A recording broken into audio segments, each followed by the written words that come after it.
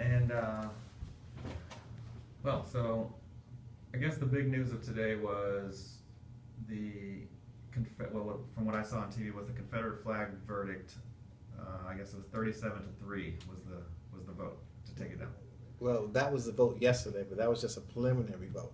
Right. Today, the vote was 36-3 36. by the Senate to take it down. It still has to pass the House, where it needs 82 votes in the House, in the South Carolina House of Representatives. And so, they could fast track it, they could filibuster it, they can have a lot of discussion over it. If they fast track it, we could get a vote tomorrow. But And who knows what they're going to do? Like you mentioned, the argument, I guess, on the pro Confederate flag side is that it's Southern history, Southern pride, and a lot of what people, the rebuttal to that is, well, the flag didn't get put on state property until the 60s. So what does that say? There are two things. One, that's not the Confederate flag that was used during the Confederacy. The Confederate flag that was used during the Confederacy was a white pillowcase type flag with a similar crisscross in the corner, in the upper left-hand corner of the flag. So the flag they're talking about is not even the same flag.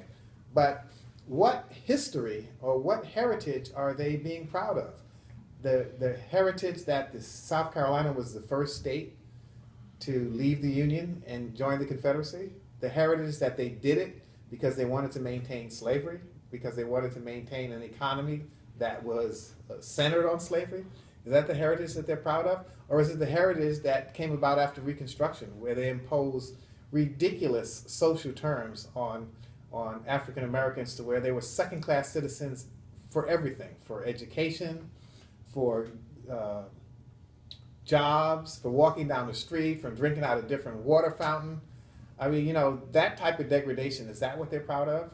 Where is the heritage? There is no heritage that they're talking about. If they're talking about the South, there are a lot of things to be proud of other than that flag. Why hold on to the flag? I think it is parallel to the kind of the sentiment of some people today, kind of like how the good old days, like I remember, like the Al Bundy. Remember remember the 50s, the Eisenhower era, where women were in the kitchen. That kind of comedy.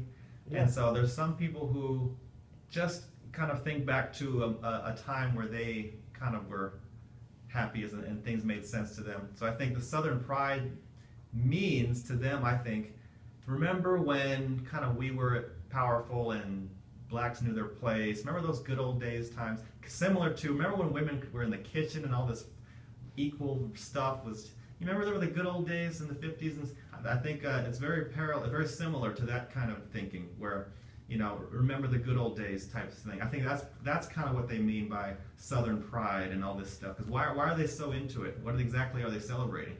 Well, why do they have to use the Confederate flag as a symbol of their Southern pride? Because it's something visual, something tangible that they can... Imagine if you had a flag for the 50s, where things were simpler then, things were conservative then. If you had a symbol of the 50s, I'm sure people would fly that all over the place. Well, they could have all the symbols that they want, but that flag was generated as a show of, you can't tell us what to do. If we want to enslave black people, we're going to do it. And if you don't like it, we're going to fight a war to stop it.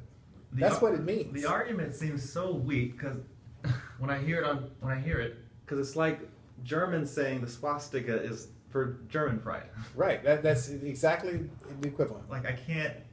How is that not exactly? Yeah, like you said. Like, how could you not easily make that argument? Like, I for the life of me, I don't understand how people cannot see that the flag is not a symbolism for Southern pride, but a symbolism for what happened during the slavery times, for what happened after Reconstruction.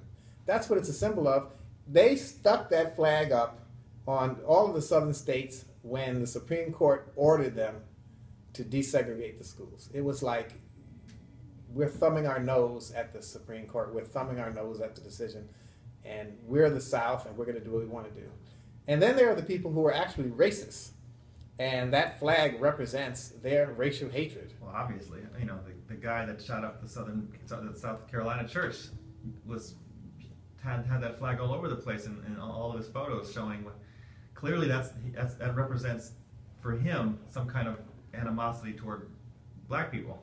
Yeah, what's really frightening, what's really, really frightening is how many people think the same way.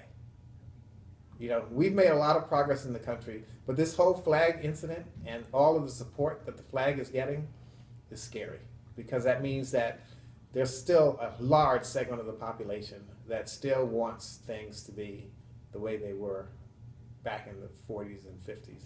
Which is why I think it confuses people. I'm not talking about racist people. I'm talking about like liberal thinkers who are saying, I don't get it. We have a black president. It seems like we've made a ton of progress, and yet I keep seeing and hearing these racist things all the time. What's going on there?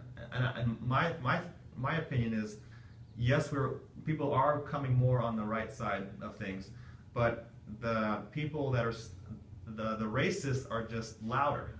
They're just more intense. So it seems like there's all these problems, but really the racists are getting fewer, but they're getting louder and they're getting more intensified. So that's why it seems that there's all these incidences when really we are making a lot of progress. They are clearly becoming fewer, but they're just making a lot more noise, kind of like conservative politicians.